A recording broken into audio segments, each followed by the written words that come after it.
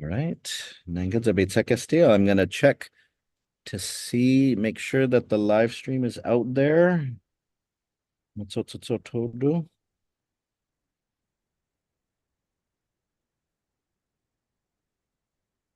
Matsotsotodo. Yep, again, we are live.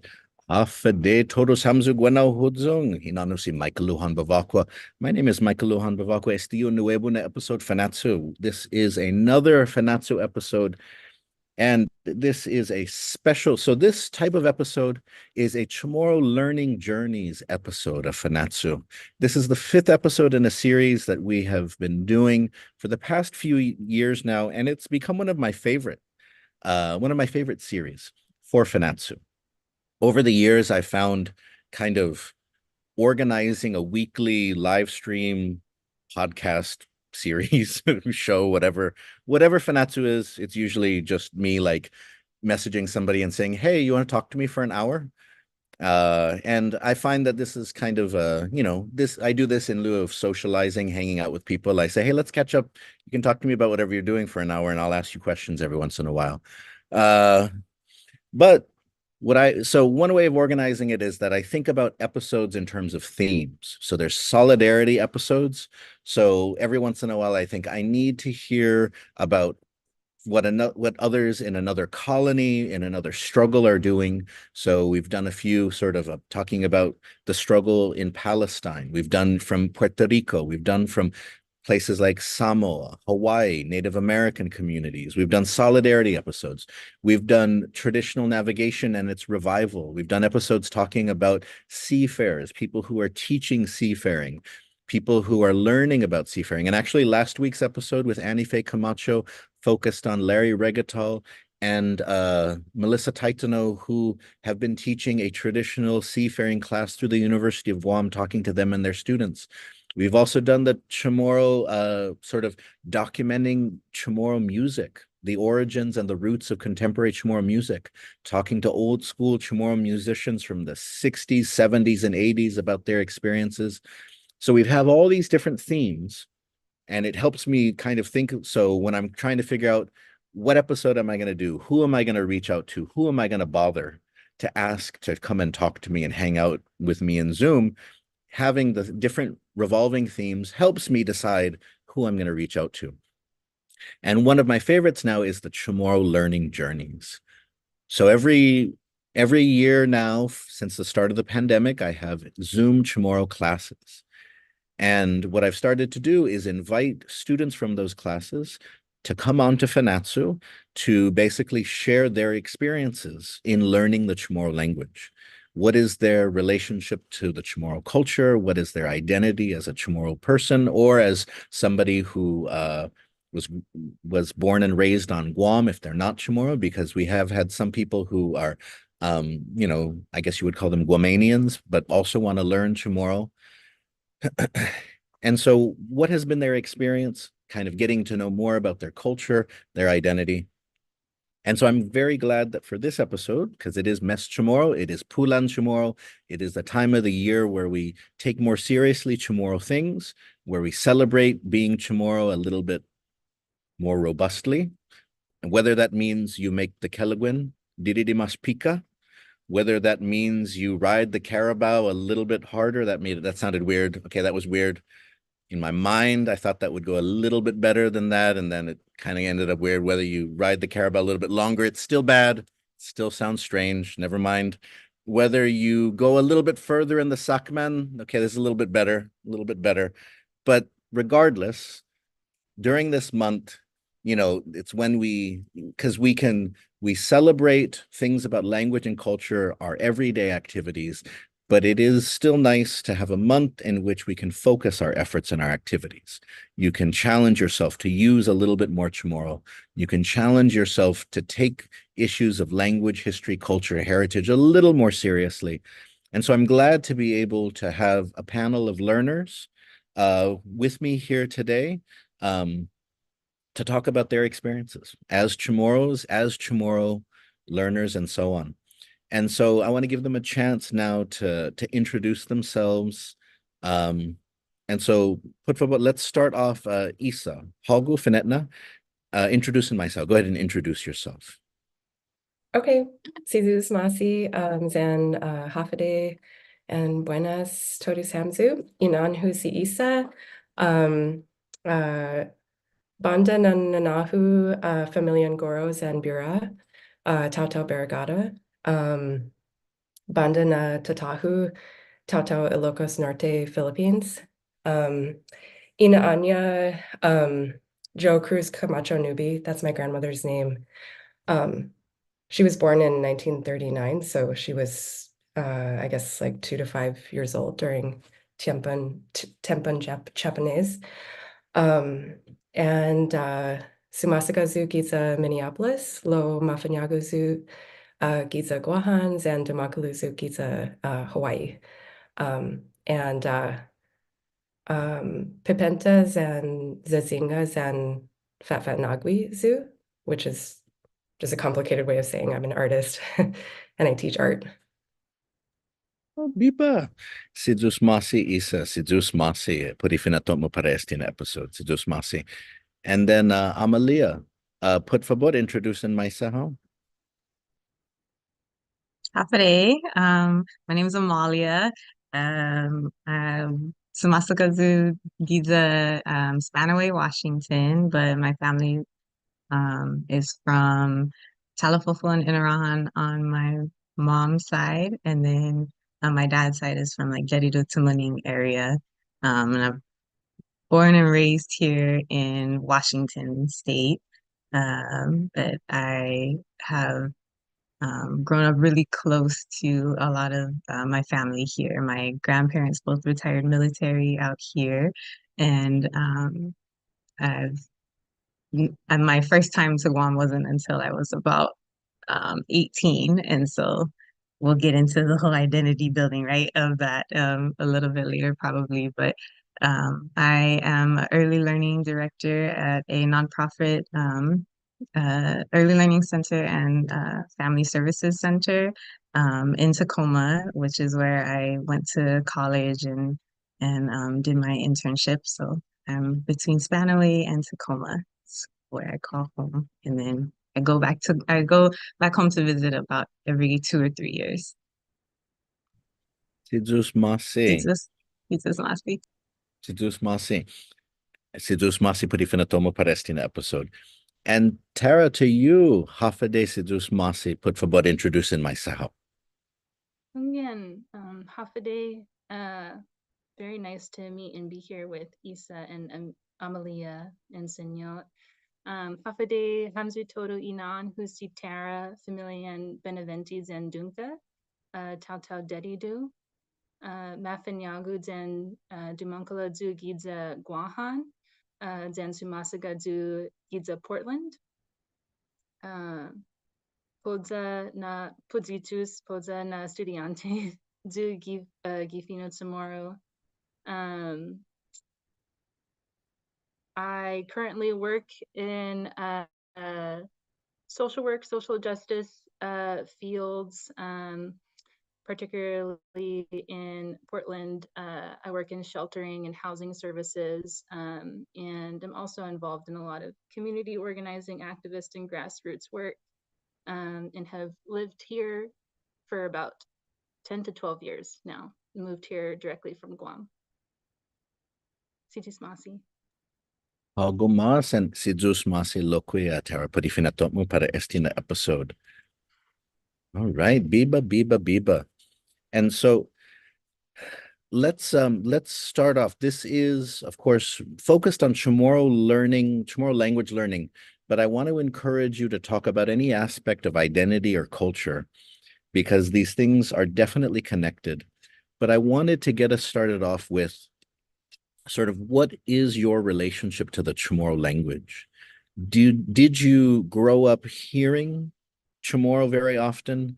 Or was it something, so like Paraguahu, for me, I very rarely heard Chamorro, like if you went to a party, there was basically the Manamco section and then Chamorro was over there.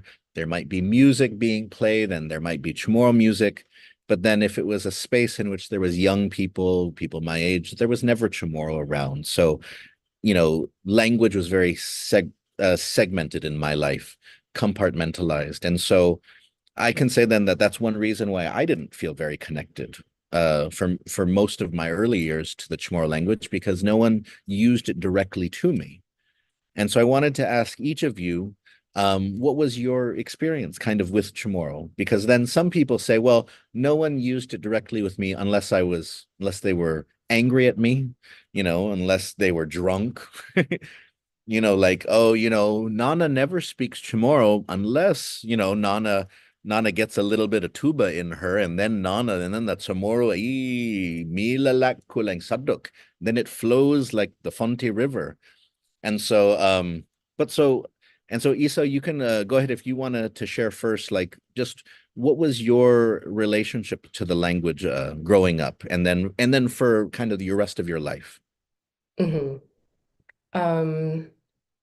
Hungan, Tihu hungak I finota, like gi dikikizu, like I didn't hear it very much growing up, except for maybe like a little bit when we would visit with my grandmother.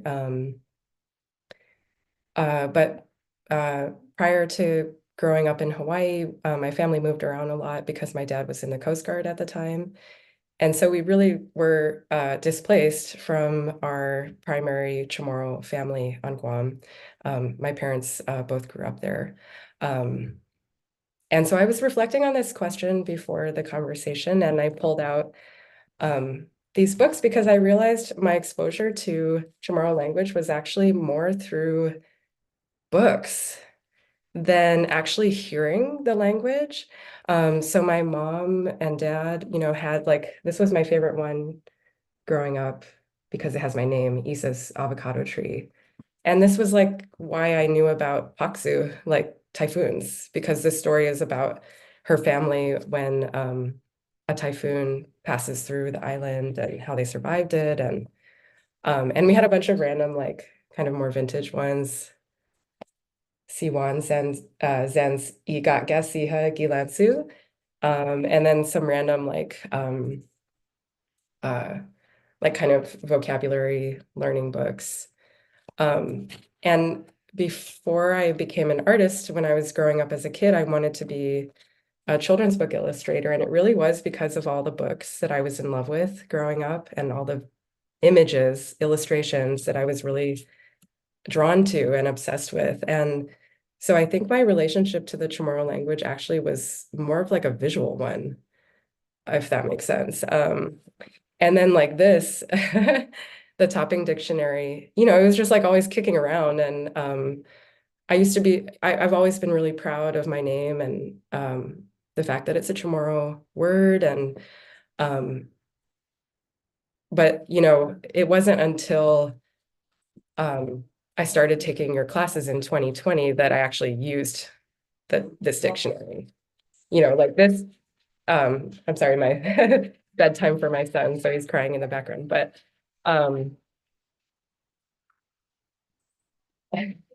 just what I'm trying to say is that the Topic Dictionary wasn't a document that I actually used in a practical way until 2020. So throughout my adult life, the language was absent. And it really wasn't until I started taking remote classes online that I started to hear and speak the language and started to feel it, as sounds in my mouth. Yeah, I'll finish there. Thank you. Oh, Sidus Mase. Sidus Mase. I think for many people, I think they might share something similar about like that there was the language because of the suppression of it. It was not given directly to them, but then there was all these indirect ways that they would feel it or nonetheless. And so thank you for sharing that. And of course, a shout out to two of my aunties, my auntie Evelyn Flores, Guidzo Tumugi Anona Leplu, Isa's avocado tree, and then my auntie Viv, Guidza Pumenta Ano. She's the artist who drew that. And so that was you're so right. Growing up, that was one of the few like Guam books that I can remember really being out there. that was accessible or available. Like if you wanted to have a Guam story or anything that even referenced the world around you, that was it. But Sidus Masi. And then, okay, wait, I dispensed it because I accidentally said your name. So Amalia. Amalia. Mm-hmm. Amalia. Oh man. Okay, dispense. You're good. Rhymes with Somalia, if that helps. It helps a lot of people. Okay. Yep. Sidus Go Masi ahead. and Issa. I wrote that title down because I had never seen that book, but they're like the story of Sirena and some other books are what I grew up having. And so that was really, I just like texted myself like Issa's avocado tree. Need to add that to my future children's library. So thank you. So growing up, my mom, she spoke 7 different languages. And so she taught me Chamorro when I was little. And I'm the oldest child and grandchild on both sides of my family. So I was learning Chamorro. I was saying the rosary prayers and how to bless the food and all that stuff in Chamorro and the Puno y Candid and like all the household phrases. I grew up hearing that in the house and practicing that. And then she passed away when I was 13. And I think as I got into my teenage years, a lot of that was lost. And then I felt like the language, it was easier for my aunties and uncles. Well, a lot of my aunties and uncles didn't learn Chamorro, and then so my grandparents, it's easier for them to speak English to all of us just because that was like the norm that they spoke to their children. And so I think when I think about my journey of learning Chamorro, it was like there in the beginning, there's a little bit of a gap. And then I have curly hair, so everyone thinks, are you Puerto Rican? Your name's Amalia Perez? And I'm like, no, it's Perez. They're like, where are you from? And so I had practice with explaining, my family, this Chrysostom on this side, young girl on this side. And so I knew all of that information. I held it, but speaking the language wasn't as much. And then in high school, right, you have to take a foreign language. So I was like, well, let me do Spanish because zapatos and boca is like similar words. At least I can have a little bit of a heads up in a language that they teach in school since they don't teach Chamorro and I can't take that. So I took Spanish and in high school and then again in college because of the social work field that I was going into. I knew that would be important in the community I was going to be working in. And so that I am now at a point where I know more Spanish than I know Chamorro. And so taking your class, finding out that there is an opportunity to somehow brush up on the Chamorro that I knew at some point and have lost is a blessing for me.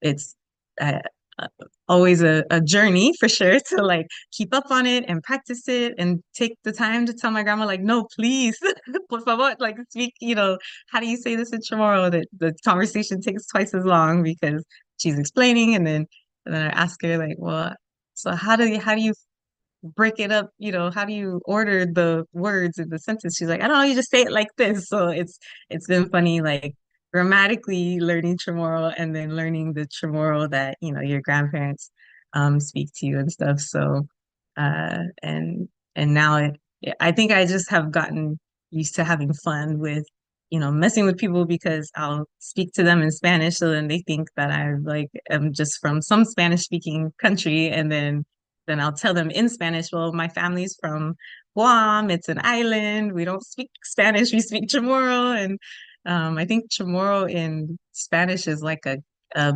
piece of like some meat. It's like the calf of something, right? So they're like, Chamorro. And I'm like, oh.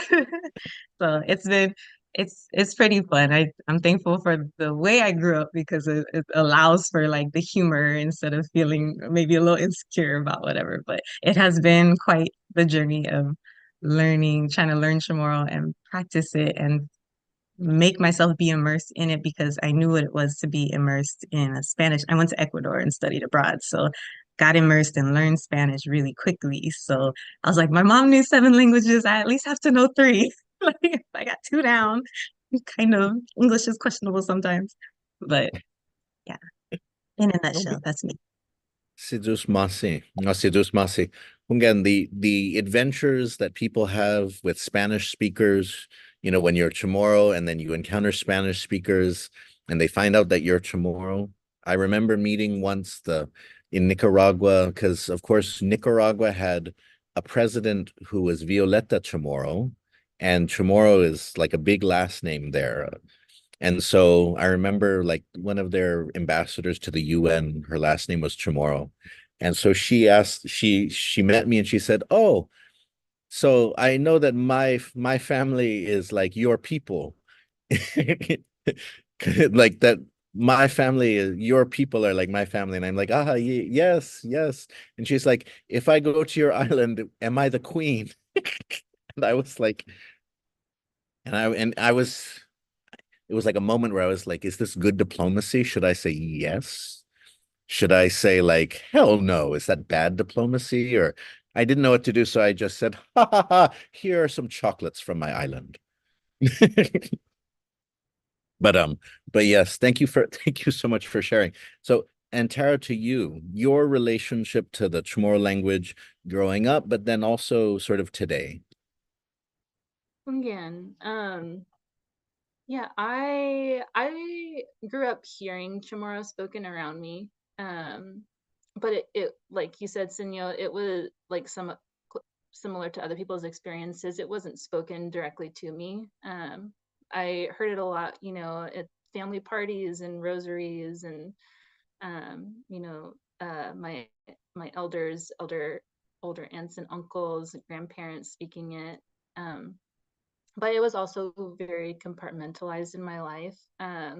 I would hear it in family gatherings or when I was with family, which was a lot, but outside of school, because I went to a private Christian school, and also grew up in the Protestant church on Guam. So there was, well, I think like in the local church setting, there was like a lot of like Chamorro speakers, but it was few and far between hearing it in those contexts, which is where I spent a lot of my time growing up on island.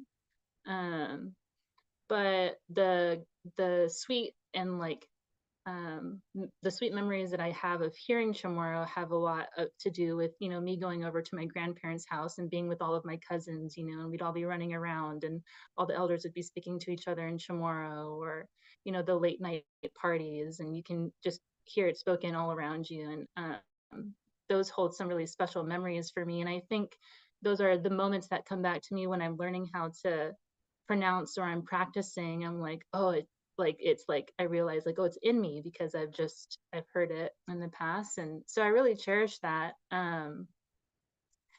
And sort of started to feel continually like disconnected from the language, I think after kind of reaching my high school age. And then I moved out to Portland for college. And I would go home every summer and every Christmas. So I was coming home regularly and I really wanted to learn the language.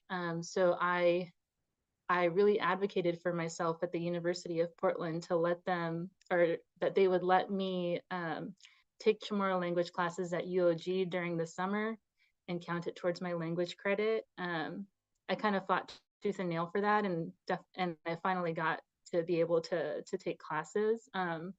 So I had one summer during my sophomore year, junior year, where I came back and I was in class regularly at UOG. And I wish I could remember my professor's name, but I think that was like the most that I had kind of initiated myself, like to being immersed in the language and to learning. And I really enjoyed, we would visit different spaces where Manunku would be gathering, and we would try to practice and talk, and we would do cooking events. And I felt like I learned a lot during that time, but then when I came back and tried to continue, it was really challenging. And I remember I would even like hop on Zoom with the professor who'd be teaching me, and she would just be speaking me in Chamorro in the middle of the day while I'm like here in Portland and I can't comprehend, and it felt super challenging. And I think that was a moment of like, oh, I really need to like be in like around other speakers. So I sort of dropped off on that, and then I started attending the Zoom classes. And this is like my third year around of attending the Zoom classes. And this most recent year has probably been the most I have felt really connected to the language. I think because I have been pursuing more of like practicing outside of the weekly classes with other groups and putting myself in spaces where it's really beyond my skill level, but I'm being forced to like listen and struggle to to comprehend. And so and then I think the other aspect to my relationship with the language too is it's very much motivated in wanting to connect more and talk more with my Tatan Bihu, my grandfather, Siwan Beneventi. And it's always fun to try and call him and tell him about my week, or it's even more awkward and weird trying to text him because I'm like, well, he's never when did my grandfather think that he would be texting me in Chamorro? I'll text him something and he'll just call me and tell me that I didn't text it right or something, which I love. Um, but yeah, so I feel like it's been like a really up and down journey of like feeling really encouraged and really connected to the language, and then also feeling really disconnected and discouraged. And it kind of goes like that in cycles. But I feel like every time I kind of come back, there's more that I'm picking up on, and there's more investment that's going into it, and it is, you know, every little bit really does kind of bring back some familiarity. Sidus Masin. And no, thank you for sharing that, just for sharing that little bit there about just kind of the difficulty in it, because I think this is one of the things that I think a lot of our elders have trouble understanding, is just that as a second language learner of Chamorro, if you're in a space where not everyone is speaking Chamorro to you, it's really difficult. It's really difficult. But then for a first language speaker who grew up hearing Chamorro everywhere, it seems like, how come you can't speak Chamorro? Like, I speak Chamorro and I didn't even have to try. You know, I just, you know, I went to school, I went fishing, I went to the jungle, and then, oh my goodness, you speak Chamorro. It was so easy. Di mapod este, safo mapod parogo. It's just, but it's like, well, everyone was speaking Chamorro too. And yes, some people were punished. There was some pressures to Americanize, but you know, there's a disconnect though, because part of it is that it's difficult for their children and their grandchildren because they didn't use it with their children and their grandchildren directly. So what a few of us have all mentioned is that we would hear Chamorro, but people weren't necessarily actively using it with us the way that they were using English, which means then it's hard to learn it as a language because you're just kind of hearing it in the side. So it's part of like the nostalgia, like it has strong feelings. We connect it to these memories of our past, but there may not be enough for us to go on in terms of expressing ourselves and everything that we feel. And so with this in mind, though, I wanted to ask, as you've kind of been trying to learn the language, have you found support from your family? Or have you found that your family has kind of not been as supportive? Have they been dismissive? Have they been teasing? You know, do they tease you about it? Or because, you know, I think in the past, what we've seen is people are more open and supportive generally of this, but at the same time, people say, oh, it's good for you to learn Chamorro. And then they don't speak Chamorro to you. They'll just keep speaking English to you, right? Or, and so I wanted to hear your thoughts. And remember, you can change. You don't have to tell us the name of your auntie who was so mean to you and made you cry. You know, you don't have to, you know, and your cousin who, oh my goodness, your terrible cousin who always teases your accent. You do not have to, but you can name your cousin if you want to. But you don't have to name your cousin. You can change their identity, say they're from another village or something like that.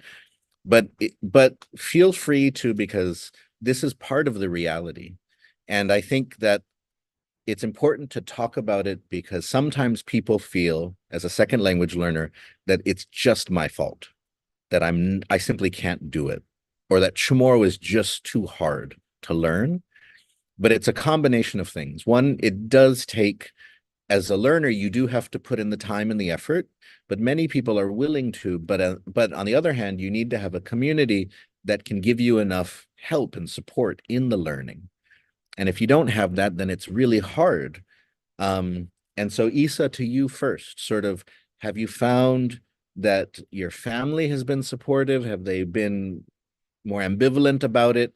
Or have you found that other community, not necessarily family, has been helpful in filling in the gap? Put for what? Again, mas sa potizu família aku, although my family has been really supportive in general. They've been really curious and impressed that I have really committed to pursuing it, even if it's like slow at times. And but there have been times where I have felt isolated because I'm the only one in my family who's like going to remote classes, for example, or attending these regular practice groups. And so for me, in terms of when I think about my relationship to my family and how that's evolved since I've started learning Chamorro, it's really brought me closer to my grandmother. I mean, I call her more frequently to practice Chamorro, and it took some time. It took some time because in the beginning, I was so limited in my vocabulary and limited in my comprehension that that she would just revert to English when we were speaking over the phone. But then when my comprehension increased, which really was after I attended the immersion program in Guam. Kosinyo and Hunguk Zoo, can you still hear me? Okay. Lahihu is Kumati.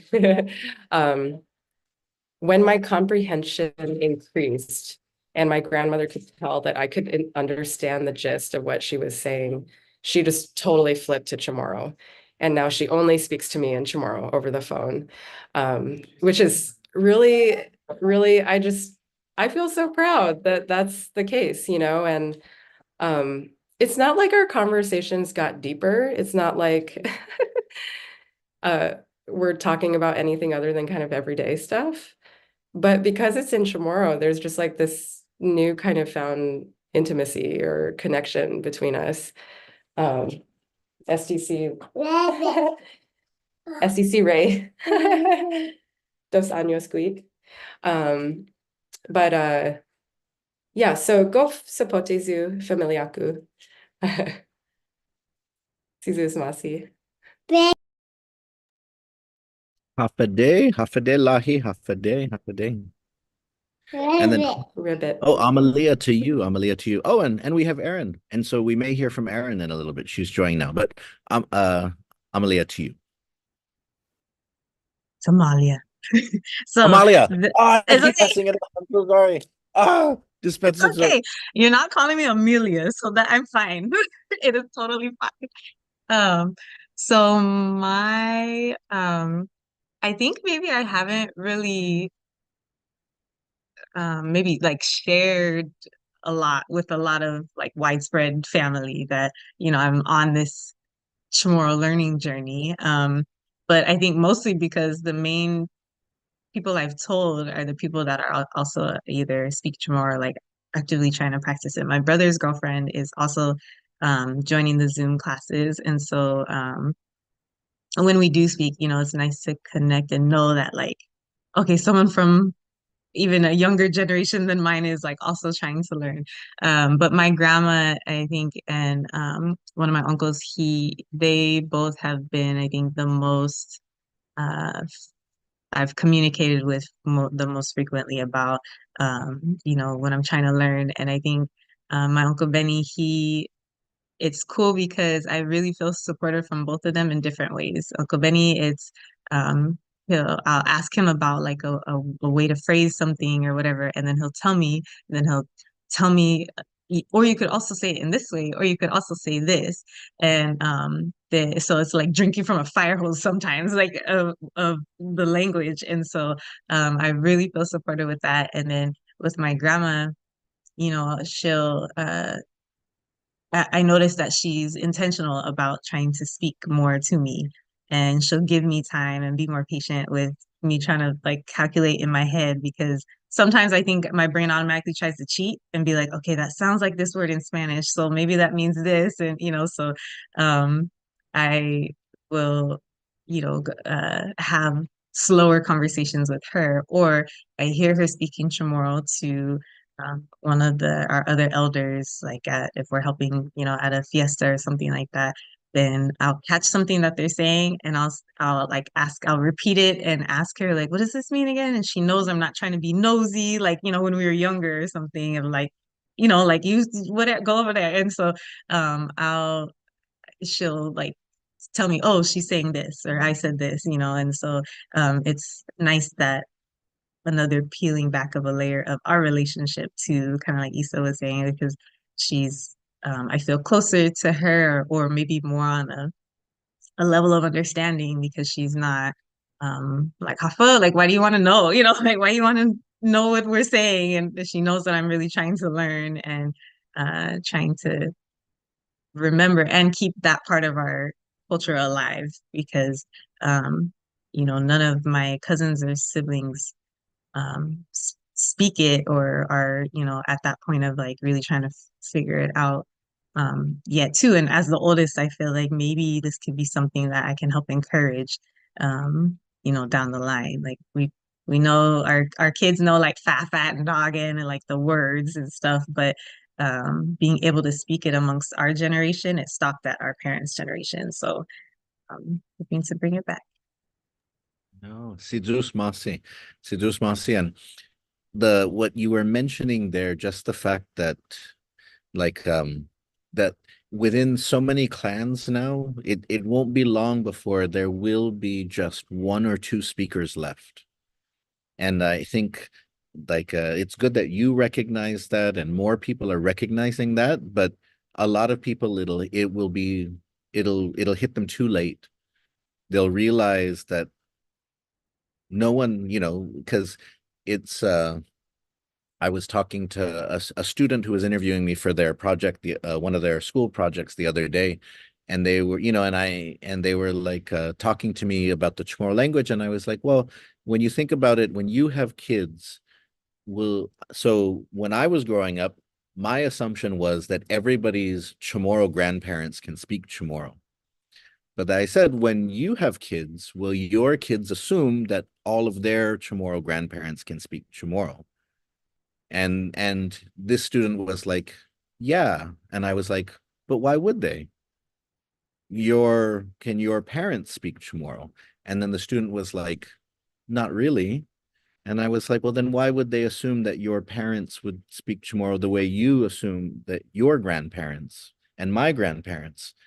And so just to remind them that the way that we feel sort of the language and culture is part of our lives now, it could change very quickly. And if people don't kind of keep the language alive, whether within their cousins, to their kids, with, finding however they can just to make sure that it's part of it, even if it goes down to who's going to be the Tetza, who's going to say the prayers in Chamorro to keep the language part of this when we gather, who's going to be the person to, to pray in Chamorro, or, who's going to do the Inifresi when we gather, whatever it is. But just that soon it's going to come down to that point. And so thank you for, for reminding us of that, because for so many families, it's going to come to that point soon where who amongst the cousins, who amongst the grandkids can speak Chamorro, because soon they're going to be the aunts and uncles, and then they're going to be the grandparents. And so if there's no speakers there, then the language, imagine what it'll be like for our great grandkids or our great-great-grandkids, if they're going to try to learn Chamorro, it'll be even more difficult. Well, unless AI learns it, and then I guess we don't have to learn Chamorro then, because there'll just be AI generated Chamorros that can maybe make better Chamorro food than we can. I don't know. I'm scared to think about that. I'm scared to think about all of that. I don't know. I think we'll need all of the Chamorro people to cut their hair to make a giant net to save us from the terrible AI. But anyways, okay. So Tara, or Tara, to you, or put favor. Kunken, Susie Smasi. Yeah, I have a few select family members who I feel are really supportive. I think my number one supporter is my Tata Bihu, my grandfather. When he learned that I wanted to learn the language, that I was studying and practicing, he, I think, took full advantage of our time together to teach me. And that really started, yeah, after I started taking the Zoom classes and I would go home. You know, I think as an example of how supportive he is, I called him recently and I was like, I'm coming home. I booked my ticket recently home for June. He said, okay. So, and he lives right next door. He's like a 30-second walk from my door to his door. And he said, you're gonna come over every morning. I'm usually up at 5 a.m. and we'll just we'll practice for about 3 hours. We'll read the newspaper. We'll go. And I was like, well, maybe we'll start with 2 hours and maybe we'll start maybe around 7. But yeah, last time I was home, which was about 2 years ago, we would go on walks on the beach just on Tumon Bay, and he would point out, you know, the clouds, the trees, the flowers, and he would teach me. And so I feel like he's my number one supporter and cheerleader in that. And then I have a cousin who she grew up with my auntie speaking to her in Chamorro, so she has a lot more familiarity. And I don't know if anyone else has that family member who's just like good about like sending the mass text messages to everyone else, letting you know like when everyone's birthday is, and everyone's anniversary is, you know, what events are happening. This is my cousin, so very communicative and will write to me in Chamorro, or if I have a question, she'll text me back. And so it's really nice to have someone who's closer to my age who is more advanced than me and is also really as much desiring to talk Chamorro.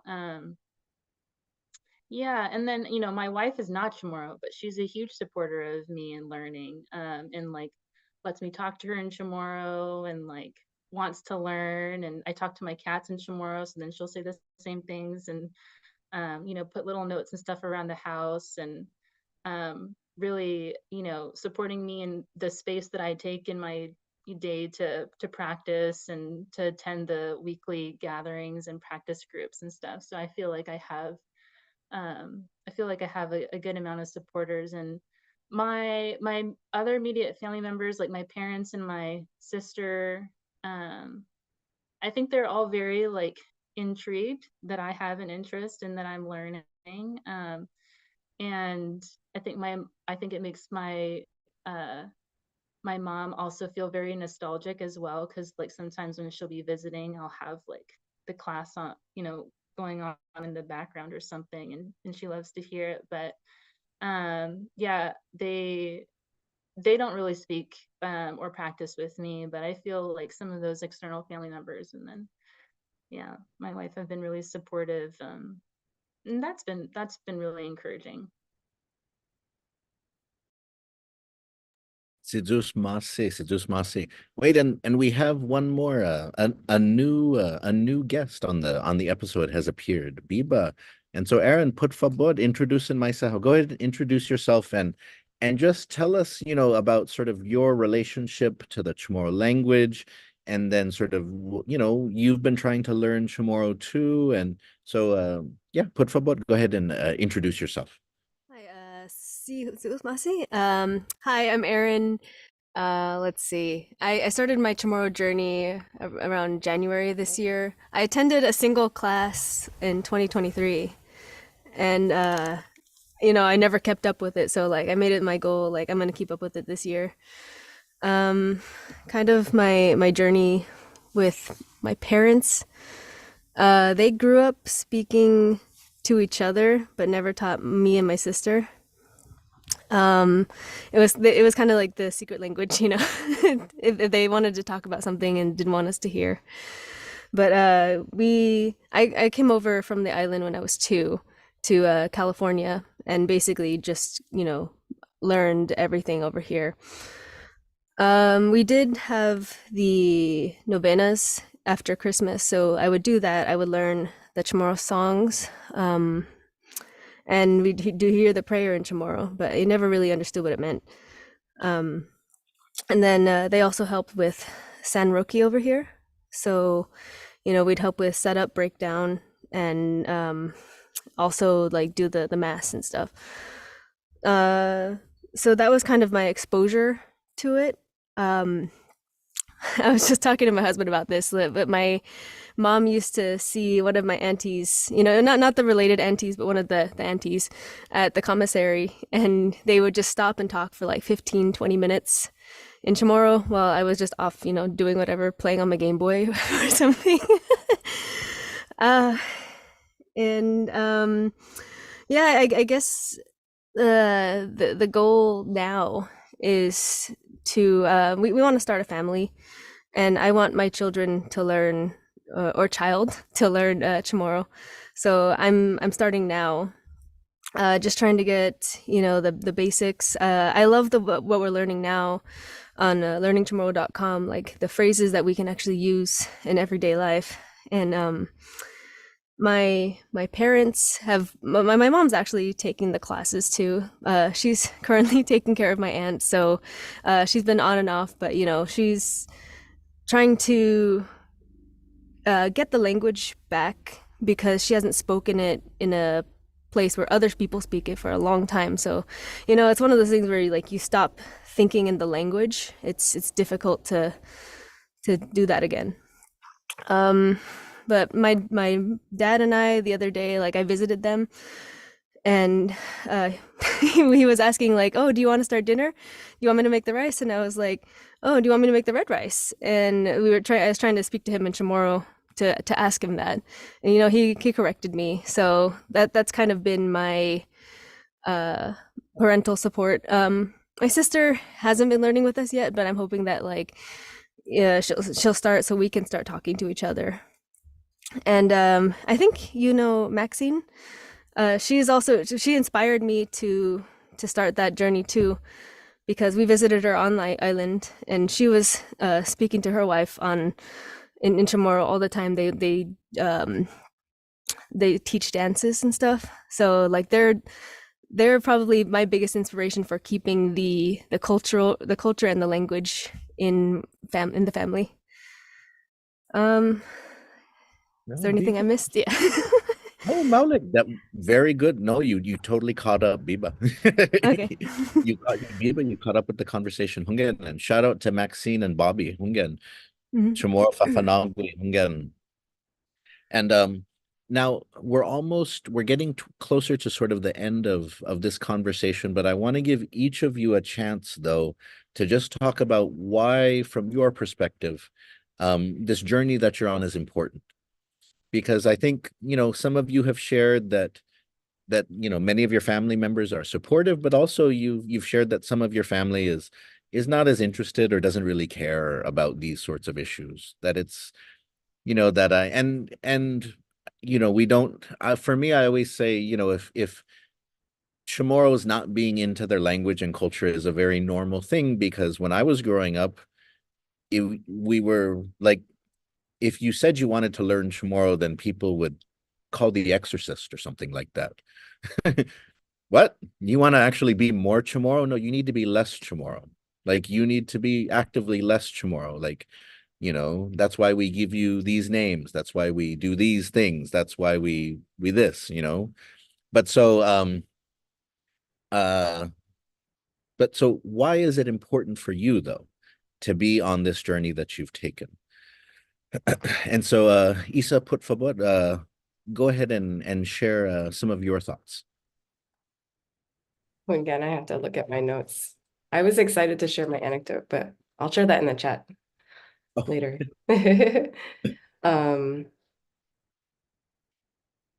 Oh, for me, okay, so I was reflecting on this and más importante, like parhagu,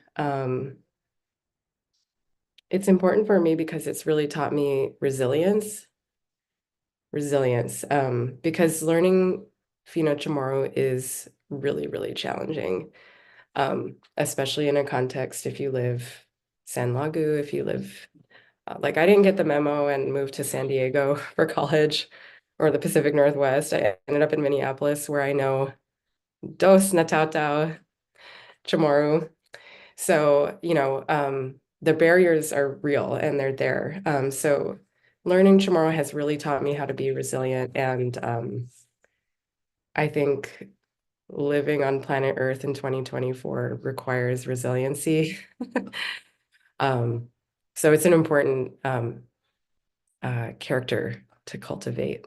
And I just think it's beautiful. I love Chamorro language. I think it's musical. I love the sense of rhythm and texture and cadence of it.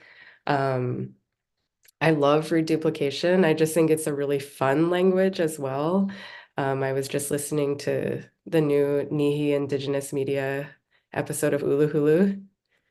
And when Eleknia si Dakota, Antititis si Prince, like I just lost it. I just absolutely loved that moment.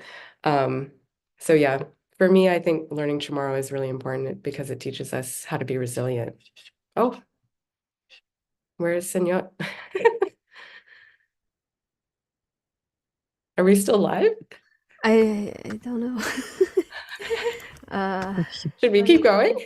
It does say Let's- custom let's- live streaming still. Yeah. Let's see. If anything, you said looking. remember what you said so you can say it again. Oh, yeah, we're still live. Okay, we're still live. And you're the So host. yeah, so Amalia, do you want to share why you are learning Chamorro? Sure. Hungan and Senor, I think messaged us. Keep going. Okay. So I was because I was born and raised here in Washington, I felt like I was very blessed to have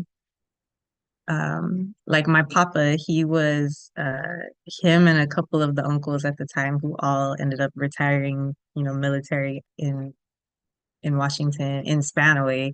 They were really they started the group in Managos. There's a Chamorro club that they started, and so I grew up around the fiestas, around the language and the food and the dancing and cha-cha and all everything. So I felt like that held uh, my identity of like feeling connected to the culture without being able to be born and raised on Guam or go, back to Guam like other people were doing. Other parents were bringing their children to Guam, and so I had longed to go have my identity tied to my culture physically by being on Guam, but I feel like looking back now, in the meantime, though I didn't have that, I had these other aspects of our culture that was still very much alive for not being on the island. And so I feel like the language is another piece that if you can't physically be where your ancestors came from, then you can still have the ability to have some kind of connection to your people or your history, and that is through the language. And so for me, it's very important um, uh, to have that piece. And I think even on the developmental, I come from an early learning background, so on the brain development side too, knowing another language um, just sets you up for success in so many other ways, right? Opens doors. And for me, I'm like, since I know Spanish, like I have to know Chamorro. So there's also this internal, I think, healthy pressure that I put on myself that like, I was able to learn a different language because it was a requirement for school. It was a requirement for college. And then now I get to choose to do something that allows me to be one more way connected to my ancestors and the reason why I am here and why I am the person that I am. So it's a real sense of pride for me to also explore this part of our culture as well. Hi, Sidzus Masi no Hamza Todos. Sorry, I disappeared for a little bit. The dangers of Docomo here on Guam, Dispensadzu. And so Hadzi, and so Tara, to you, put for what? Again, to just Mafi. I think that as I'm learning Chamorro, it is like meaning different things to me. I feel like it takes on new meaning as I continue my Chamorro learning journey. And I think the things that feel like really meaningful to me right now is I think, well, one, similar to what Issa said, it feels beautiful to me and it gives me a lot of joy. I think it's just, there's a lot of simple joy that I have in just practicing and hearing and listening to the language. But I also think for me, it's become definitely a form of resistance. And I think like my reflections on how colonialism has like aimed to kind of like remove and take and erase culture and language in my own life, and even just looking back on my life and the different moments where that was happening without really my awareness of it. Now that I've come into more of an awareness of it, the questions I ask myself were like, what are the tools and the ways that I have to resist that and to reclaim my culture? And the language has been just a very tangible thing that I can commit to, and that actually brings a lot of comfort when I feel like I'm grieving things that I've lost or have not had the chance to really connect with as a younger child or as a younger person. And yeah, I think the resilience piece that you shared as well is like there's a feeling of like strength when there's that psychological barrier of like disqualifying ourselves or invalidating ourselves. And I feel like I've done this a lot in my own life of like, I don't go home as much anymore, or I didn't grow up hearing the language or talk the language. And so I'm not as, kind of like falling into that discouragement that even keeps me further disconnected from the Chamorro community. And I think the more that I've continued to push past that discomfort and just show up, I have been like, oh, there's so much like space and welcoming here for me. And I need to remember that that always exists, because I'm finding a lot of connection and community and family in just showing up to the spaces where people are choosing to speak Chamorro. And that feeling is very magnetic, and it continues to grow. And so I think as I continue, it'll take on more meaning, but I think, yeah, the resistance piece and the community piece has felt really important. Sidzus Masi. And Aaron? Sidzus Masi. Could you repeat the question one more time?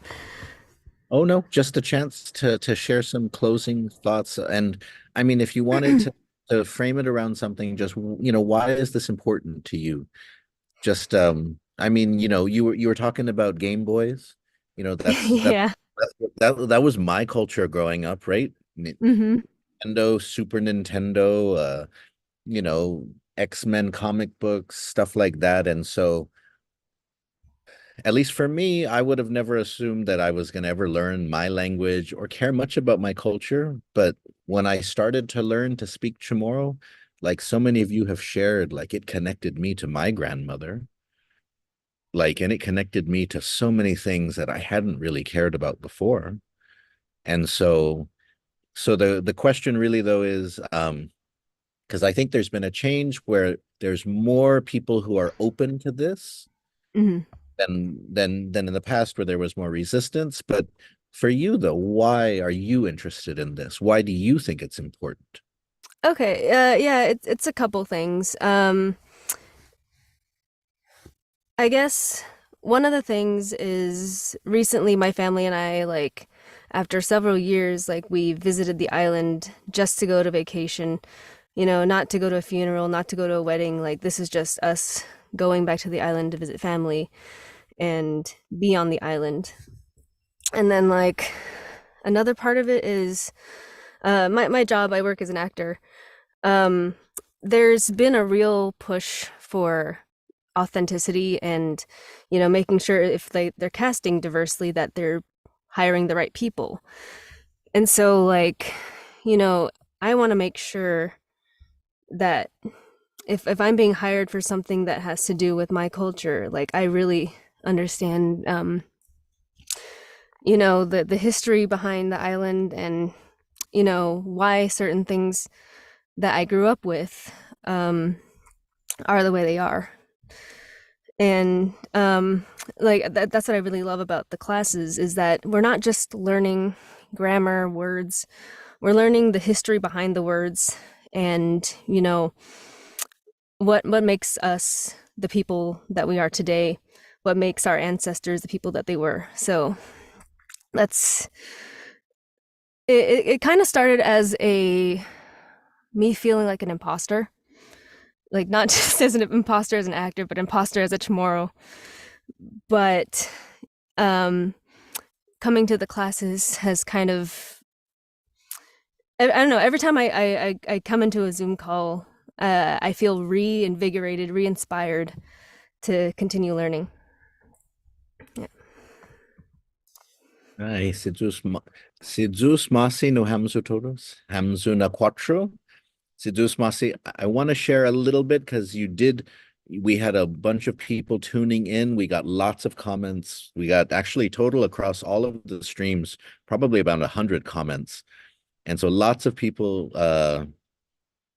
tuning in. Let me just share some. Mary Clement, who comes to the practice group in the Zoom classes, said, Tara, I know what you mean. Biba.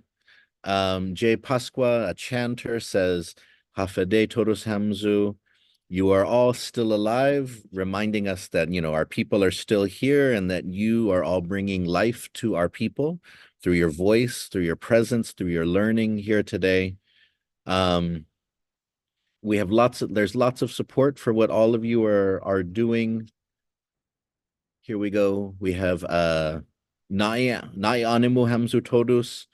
From Annie Sablan, Jody Wolford says, the ancestors are so proud of all of you.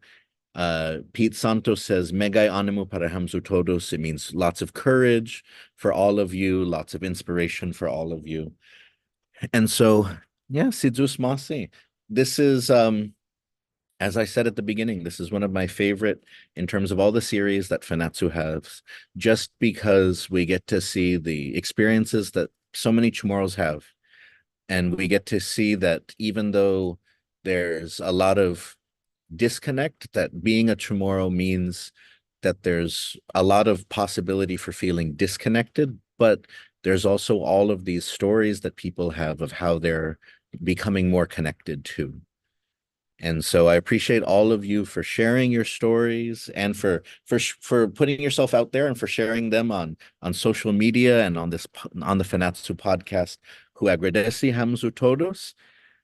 Si Zeus Masi no hamzu todos ni omega loque. Padume ekungok estigi Fanakpo estina episode Fanachu. Adios esteki manatli hitatlo.